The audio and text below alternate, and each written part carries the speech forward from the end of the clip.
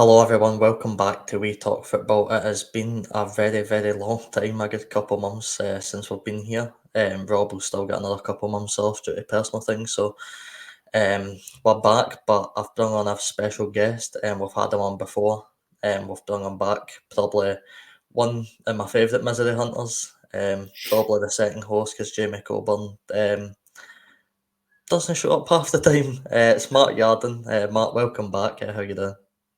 Yeah, I'm good. Cheers for getting me on, Robbie. Always good to have a chat. Yeah, no problem. I suppose we should just dive in and talk about the weekend because a lot of things happened. No goals and a Livingston goal, which probably isn't ideal. But did you manage to attend the match? Yeah, so I was there myself and Sam of our podcast. We're on for comms to do the match commentary. So we piled through as we normally do. Met the guys from the club in the home stand. Picked up the briefcase to get all the commentary stuff sorted, and then spent the next hour along with James from St Mirren and Lewis from St Mirren trying to get the commentary to work, and it didn't. So we travelled through, got free entry into the football, and then just sat and did nothing for the entire game. So it was a free ticket, if nothing else. Yeah, obviously a disappointing result considering how well we have been playing. I didn't manage to see the match, so how was the match in general? Obviously, I seen there was a lot of domination from us, but not much end product. Yeah, similar to how we've played against Livy a couple of times, and performance wise, I don't think we were that far away from how we've been playing over the last few weeks.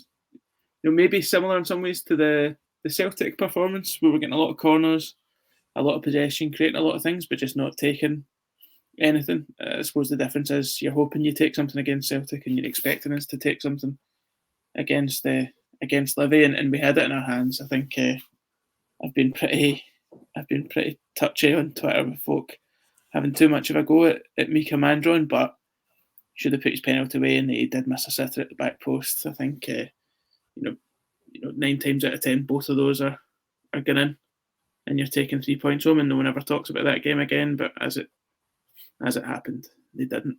Livy took their one chance and made us pay for it. So not ideal. It wasn't a terrible performance. I don't think it doesn't give me much concern about getting into like the St Johnstone game, because I think if we play the same way most weeks, we're going to take something. So just try and hold on to that and not lose my mind too much. Obviously, a lot happened after the game.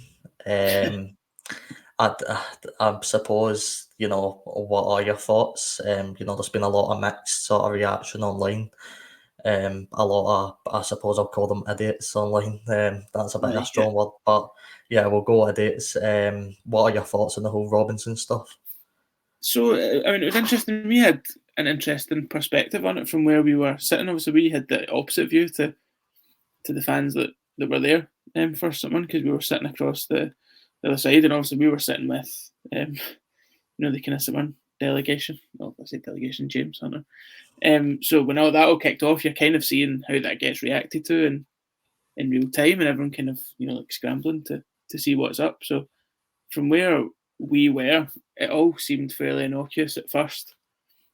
I thought, I mean, again, from where we were, it looked as if it was just fairly standard kind of applause from the summer end. It didn't seem like there was too much anger, despite it being a poor result. And then you just saw Robinson make a beeline for the side, and react to something. And again, we can't see his face at that point, and we couldn't even really make out who he was talking to. But from the way Gogic had to grab him and pull him back, it looked like something potentially a bit more serious than what actually happened might have been going on. So where the commentary position is, you're sitting back row, Livingston's commentators and media guys to our side, and in the row in front of us is all your kind of news, like your print media. So like Daily Record, Paisley Daily Express, and Sun and whatnot are in front of us, and then the BBC section that are doing open all mics and all that are up to the left.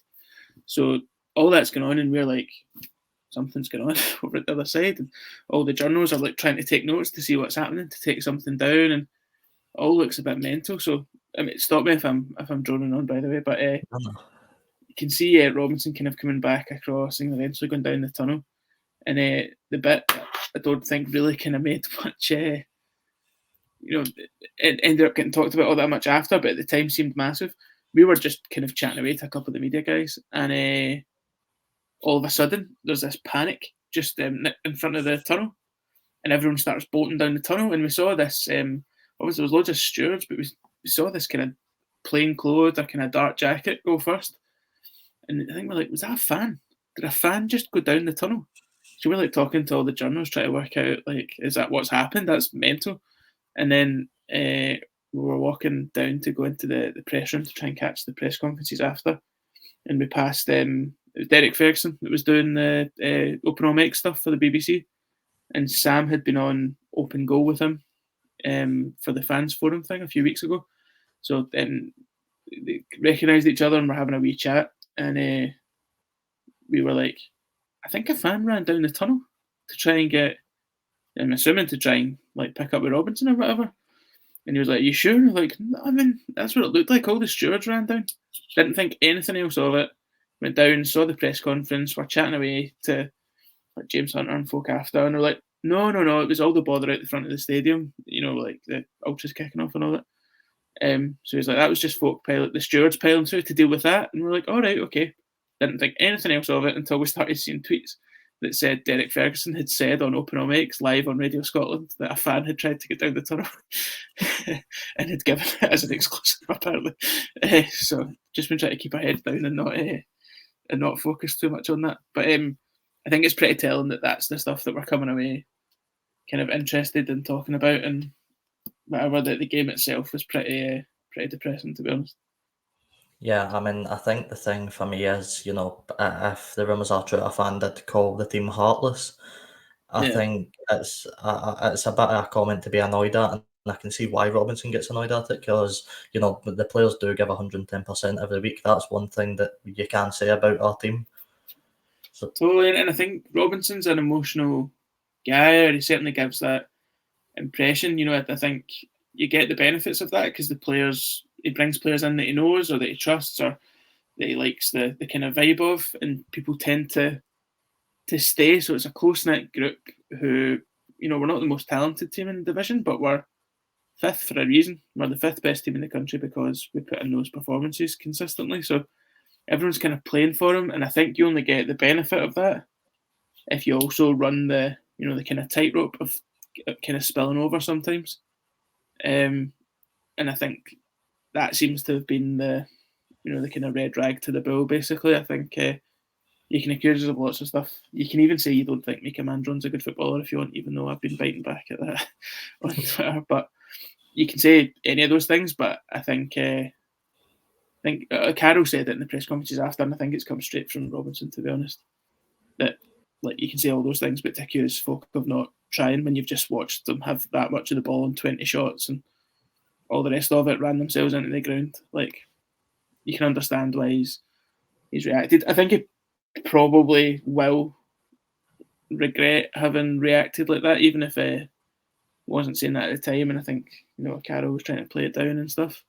I don't imagine he'll have liked reacting like that, but you are who you are. You can't hide. If that's something that gets under your skin that much, then you're going to react. I'm in that kind of similar to when Jack Ross did it. Was it against Queen of the South? I think way so, back yeah. when he was right up and having a full conversation, kind of at the advertising boards and stuff. It's a little bit embarrassing, but you can kind of get past it. It's news for a day and then it disappears. It might be the thing that kind of galvanizes everyone and kind of puts everyone in the same direction again if things go well from here. So I don't know. It's not something I'm going to overanalyze, I think.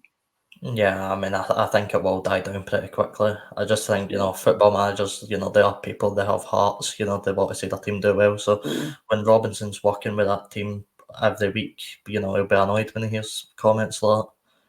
For sure, and I think he gives the impression of being a guy that like lives, eats, sleeps, breathes football and breathes the job he's doing, and is very, very, kind of dedicated. He's 100%. So if you're accused of that, or the players that you coach are accused of that, it maybe does kind of get to you more than Do you mean if someone told me that I didn't have much heart at my job, probably couldn't argue that much. I'm not the most passionate guy about my 9 to 5, about spreadsheets and all the rest of it. It is what it is. But I think someone like that with such a public job and such a high pressure job that gets judged Saturday by Saturday and all the rest of it, you probably are just constantly hovering around that on that kind of knife edge. And if you've just had a bad day and you're in the middle of it and some clown starts handing it out for stuff that isn't really justified, then who's going to say? I mean, I think I saw Kyle Gunn tweeting about it, saying that it wasn't acceptable, and I can't remember who it was that replied to him. Was like if you're sitting in your living room writing an article, and someone comes in and tells you you're useless and all the rest of it, I'd assume you'd react to it. Like, why is it different just because he's in public and all the rest of it? And I think there's a bit of validity to it. Yeah, I mean, I suppose you could take it for you guys as well. If you're sitting down commenting and you get told you're rubbish at it. I mean, you guys would probably make a joke because you guys are you guys, but I mean, it would be frustrating at the end of the day to hear that. I'm kind of disappointed when we don't get the abuse. That's the main reason we do it. Whenever we've got, particularly like a Rangers or a Celtic game, the first thing we're doing, and the folk that aren't on commentary that are in the kind of group chat are on like follow or Kerrydale Street or whatever on the forums, trying to get the abuse as quickly as possible, searching Twitter so that we can all like look at it and like mention it on commentary and stuff like that. I absolutely love that, but I appreciate that I'm just some faceless idiot. Was it Aberdeen away? Yes, well, that's slightly different. That was good. Are you wanting the story? Are you wanting yeah, because I mean, you heard it when I was watching the game with my dad, and I heard something come from a fan, but I couldn't pick up what. How are you for language on this? Or you want me to keep it fairly no, you can say as much as you want. Say what you want. Brilliant. I'll quote them then. I won't go into the full thing because I know that we did. I think we must have spoken about it for about half an hour on our podcast the week after. But essentially up at Pittodrie doing the commentary, the guys that do Red TV, which thanks Rob McLean and Stevie Tosh, have got a nice wee studio that's kind of enclosed up at the top of the stand, and the away commentary are on top of some scaffolding above literally just 1 story's worth of scaffolding on top of the back row of season ticket holders, and it's just open. So we go 1-0 up 10 minutes in or so through O'Hara, and I just top of my voice do what I'm always doing commentary, just shout goal and then like go Mark O'Hara like the top of my voice, and immediately you can just hear this like big Aberdonian guy below me, you fucking fat bastard, like just absolutely losing the head. And then O'Hara misses the penalty like 5-10 minutes later, and then again over the commentary feed you can just hear, you're no fucking laughing now, you fat bastard, like whole way through. And then it kind of piped down a bit, and I wasn't trying to antagonise anyone, but it scored the second goal, and obviously you celebrate again, and before you know it, this guy and his pal were trying to get up the stairs into the commentary position, I'm assuming to try and box me and Gordon, the main commentator on the day, and there's not a steward there, so we're like in the bear pit in the middle of all the home fans, just with a gate that's not attached to anything, it just swings like it's not locked, and then no steward, and this guy's like, he's got his hands on the gate as if it's stopping him getting up, and I'm like, gate opens, mate, like what's going on? And he's like, come down here and say that, I'm like, I'm up here saying it, I'm on commentary, like pointing at the microphone on my headset, so I've like switched my mic off, I'm just like staring at the guy, and he's like properly foaming at the mouth, like, I'm coming up there, I'm going to fucking sort you out, just wait till you leave at the end of the ball, like the whole thing. And then eventually they get dragged away by their pals, and then Aberdeen stick a steward up to kind of guard the bottom of it for a while. But yeah, it was good fun. Hung about for a wee bit at the end just to let the crowds disperse, and then made it back to my car unscathed. Yeah, it was perfect. It was my birthday as well. So we were, me and my wife and my sister and my husband, my other sister, we always go away kind of New Year because my birthday's around the same time, so it's just a good reason to go away and kind of celebrate a bit. And we were staying in Brecon, like just under an hour away, so we'd been up kind of on it for a couple of days and in hot tubs and chilling out. So we came over for that and then just piled straight back to there and had a bit of a celebration for my birthday and for a big victory, and for me not losing my life amongst the Aberdeen fans. So it was a triple celebration. Yeah, I mean, moving on to Misery Hunters, obviously it's been a successful half season again. Obviously, last season, you know, you sort of get the chance to do commentary and stuff. How has that been for you personally, you know, doing that sort of stuff on a weekly basis? It's good. I think with there being 6 of us, it means it's not quite as much of a kind of drain on time as it might be. I think we can kind of drop in and out as we have to do it. You know, you made the joke at the start about Jamie being the normal host, but him never showing up, just because he owns his own business and they do things on Thursday nights. If it's Thursday nights that people can record, it's sometimes, tough for him to get away. So at the same time, don't need to get too specific about it, but I had a bit of family stuff going on in January, and my uncle passed away, and I was like, I just don't really feel like I can talk shite on Zoom and have it put on Spotify for a while, so I could drop out for a few weeks, and the rest of the guys are there to pick up. So I think we're in a really good spot with it. I don't know if this counts as an exclusive or not, or if anyone would care, but we've been speaking to a couple of people recently about maybe trying to do some different stuff and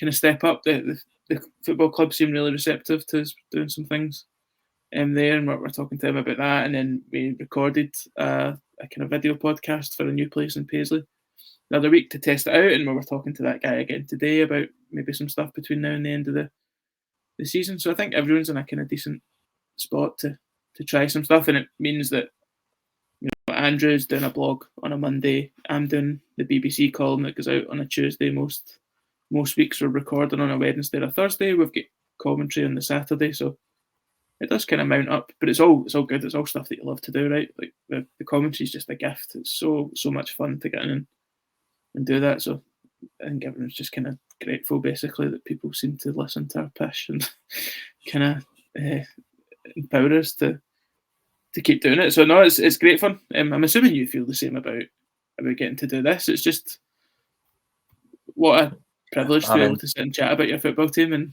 have a laugh about it, and for people to listen. It's great to sit and chat, and obviously this is what I want to do. So like I do, like this content sort of dropped off a bit because I now do a course 3 days a week, Right. based on sort of media stuff. So How's it going? learning how to do that. Yeah, it's been good. I just finished week 1. We're getting a couple of people on next week to speak about different things in the media world. So it's been fun to do that sort of stuff and learn more about this, because I mean, I'm still failing out of this. I've been doing it for about a year, and I probably couldn't even sit in front of a camera about a year ago. So I've just taken small steps. But no, that video podcast you guys done the other week I was in The bits draft. for a good while. Aye, the draft, it was good. I think because we've got the Patreon side of things, which we don't take for granted at all. It's kind of mental, really, that 90 odd folk pay to get a little bit extra of what we do. But I think because we know it's only those people that are going to listen, and everyone seems to get the message that we don't really want it to be kind of gone out beyond that. You do get away with a bit more that we wouldn't necessarily put our names to for the normal stuff on Spotify and YouTube. So I think that's something that we're like kind of keen to kind of ramp up a bit as well. Maybe do some more live stuff over time. Because again, if the Patreon has a bit more libel in it than the normal podcast, then the live shows are a kind of two-footed extension of that. We've not actually released the last one from December because I don't know where you would start editing it. It's unbroadcastable. So all that stuff's kind of mad that you get to do that. It's just great fun, isn't it? Fair, full credit to you for kind of giving it a proper go as well. We're just 5 idiots that sit on Zoom once a week, and we've just kind of ridden it to where it's taken us. I think going out and actually putting some effort in to learn the craft a bit more and give yourself the know-how to kind of do stuff's a really interesting thing. I'm really keen to see what you do with it. Yeah, I mean, I think I sort of, I had Keith Lasley on a couple months ago. I Loved think that interview. That you was guys really had good. him on as well. Yeah, I think he you did had him on, one for I us can't last remember. season. Yeah, Yeah, just a and chat right not that long after he'd joined. So it was when he was still talking about some of the, like Help a Buddy had just started around then, and they'd just taken the 2-stand decision, and so he was talking about all that kind of stuff. Whereas your one was later on last season, and it was a video interview as well. I was so impressed with that. It was great. yeah, mean, one thing about that was, the nerves were very, very high for that interview. But About I to be, think, it's a new thing. Like but you did I it. think, That's the thing. I think it could have, I maybe could have done a bit more, bit better preparation. But it was kind of different because obviously you guys are sort of, St Mirren, whereas I was sort of Yeah, speaking about his career and stuff. So it was a lot more research, but again, it was just as much fun, I I think suppose. it's different as well, and I suppose it's similar to how we do with the commentary. You can prepare too much, and we try really hard not to rely on the notes during the commentary. So I mean, for each game between us, we probably do 2 or 3 hours of prep for each game. We've got a kind of ongoing St Mirren squad commentary notes document that we update for every game with some trivia about the opponent and about form and all the rest of it. And then we maintain one for each team in the division that's a current squad list and stats and trivia and like who's played together before. And, Richard Taylor knows Joe Shaughnessy from when they were at Southend and all these kind of things. But you can't sit with it in front of you and read it out. And it's kind of the same with the interview stuff. You want to know in the back of your head stuff, but I think you definitely can't prepare too much for these things. It stresses me out if I get too focused on what's in front of me and in terms of notes and stuff, and you just want to have a chat. And then I think the people you're speaking to, and you can see that with Lasley as well with your chat with him. Like the more it just kind of moves and progresses and becomes just a conversation about this thing and that thing, they relax as well because I don't think anyone's that comfortable being interviewed about their CV. Right? It's a bit mental. So I think the kind of conversational side really works. It just comes with time. I mean, if you told me that, I would have been able to sit over Zoom for a night with Stephen Thompson and ask him about everything that I'd ever wanted to ask him about. I would have told you, A, it wouldn't have happened, and B, I would have shat myself. I wouldn't have got a word out the entire time. And I think that's maybe like one of my best things that we've done with this. Like, and it took us 2 or 3 years to get to the point where we're kind of organising that kind of stuff and we're comfortable doing it and all the rest. So I think if you'd already done that stuff now, it's a pretty promising sign. I wouldn't stress too much about nerves. It all comes with time. Yeah, hopefully. One chat I actually wanted to ask you about was the one with Gail Brannigan from a Yeah, yeah. charitable foundation because I done a course, the off the bench course that she sort of helps run with the St Right, Mirren okay. Charitable Foundation a couple of years ago. How much have you enjoyed sort of digging into that and sort of seeing what they do because they are like they're massive for the club and you can see they give so much opportunity to the young people and stuff like that to help the club and help them and stuff like that. Yeah, I mean, she's fascinating. She's got so much energy. I felt really similar after that chat than we did after the chat with Kate Cooper that we did at the start of last season, I think.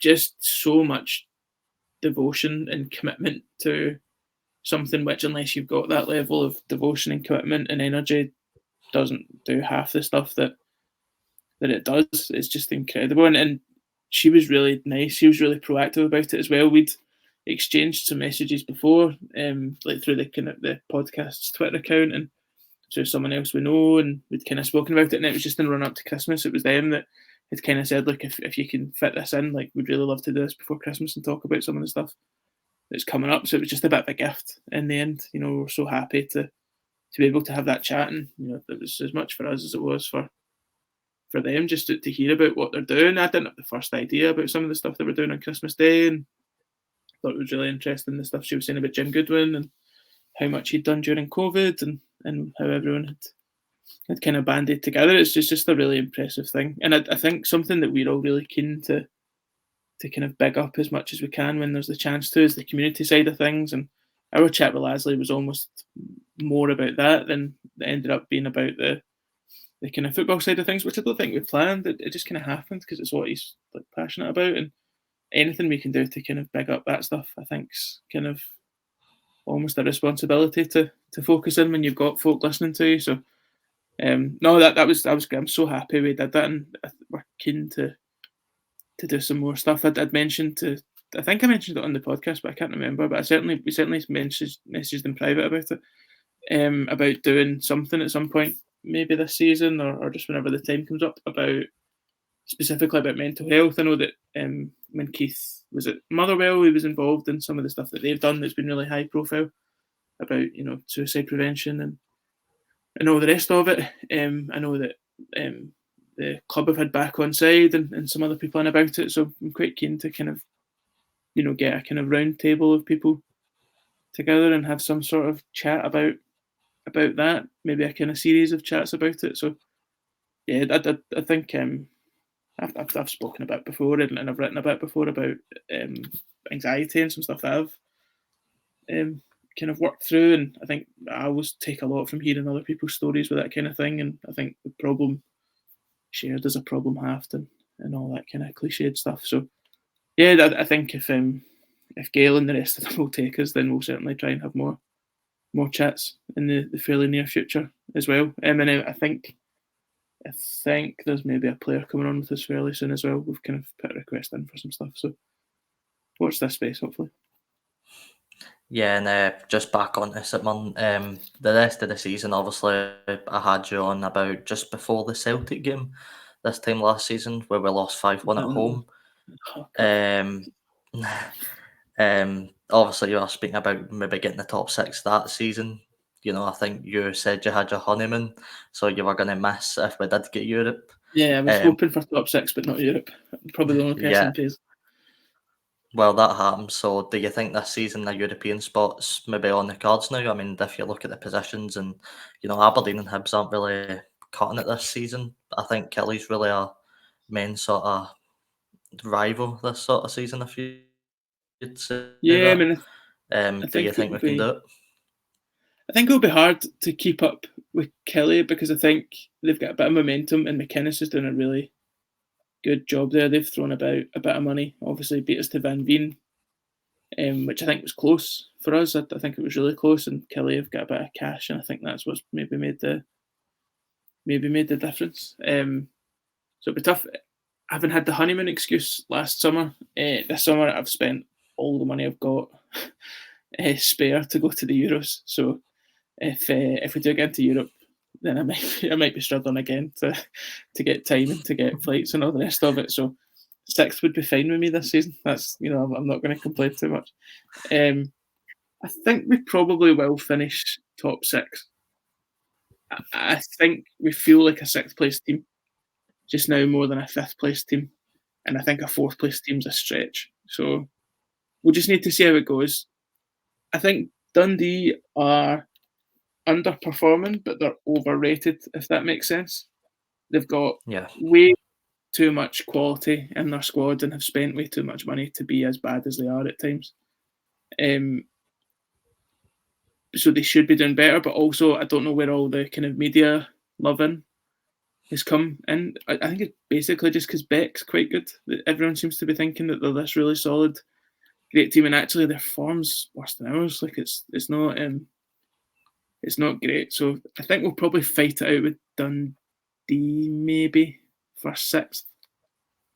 It just depends how Hibs and Aberdeen. I don't think Aberdeen will do it, but no, it's all much of a muchness. We're all so tight this year. I think we've spoken about it before, I'm sure, but when we did the Livingston comms at the start of the season, I think myself and Sam, or maybe Andrew, we sat in on the press conference after, and once that was done, a couple of the journalists were kind of chatting away to David Martindale, and he was kind of saying, like, every team in the division this year is set up with a back 3. They're set up to try and swallow possession, and they're set up to trigger press, like, as people take it on the turn. And it's like everyone's playing pretty much the same game. Everyone's got a big guy up front that they'll try to batter folk with, and they'll either play a 2 or they'll play a 3 where you've got wingers that become forwards when you're on the counter. And he's like, the whole division's just going to do that. It's like everyone's just getting closer and closer to each other. So he's like, you'll get so that was after the 1-1 game where we equalised in the 96th minute. He's like, you'll get games like this all season because everyone's like kind of fighting out. And I think that's probably quite true. There's like 6 teams separated by 10 points or something. Like, yeah, I think so, roughly about that. We're maybe the first or second best team in that 6, but it really wouldn't take much for that to kind of flip around a wee bit. So I still think us being in this conversation and not having to look over our shoulder is still a major sign of progression. You know, we could finish 7th this season, and I would be disappointed in some respects, but I would still be comfortable that we were fighting out in mid-table and not worrying about anything else. So I think, I don't think the fan base will be the same. I think if we finish 6th, some people will have a meltdown, but I'm not too panicked. I'm kind of comfortable with this being our station, and we push on when we can push on, and if we don't, then there's always next year. But we'll see how it goes. Yeah, I mean, with Scotland with the Euros coming up this year, I think it'll be an expensive time for St Mirren fans if we end up getting European football. How do you think Scotland can do in the Euros? I think you look back at previous Euros and some of the teams that are the kind of unfashionable shout. I think we're probably in that kind of place. So previous years when people have said, "Oh, Serbia have got a really good team this year," or whatever, after the previous one, like Iceland coming in, everyone's Iceland can beat anyone on their day, and I kind of think that's where we are. I think it's a favourable draw. It's not the best Germany side there's ever been. I think Switzerland, if you're going to get one of the bigger teams in terms of ranking, is a really good one to get. So I'm not I'm not stressed about it. I think we've got a better chance than we did last time to do something. But again, you're not just there for the party. You want the team to play well and to do something. But at the same time, I've never seen Scotland play in a tournament before. So my only real hope is we've got tickets for the Switzerland game in Cologne. So I just want that to be a good game. I just want us to score and to be over there and to see that happen. And anything else is a bonus on top of that, to be honest. Are you going to try and go over? Or? No, I can't go over. I will save my money for St Mirren European away there. Follow us over to Azerbaijan or something. Yeah, hopefully. That's a dream, but we'll end up getting an Irish team somewhere. Usually happens. Listen, that suits me. I can just get a wee ferry over. Don't even need to take 2 days off work. I'll be all right. Perfect. But it should be a good summer. Hopefully everything goes well, and a more St Mirren way for fashionable, we'll end up bottling top 6, end up in 7th, and Scotland will lose every European game. So that's the spirit. One last question. I don't know if you've seen the blue card stuff kicking about. It's a load of nonsense. I just want to ask you, what are some of the most stupidest things you could think could happen in this league if they were to bring in the blue card rule?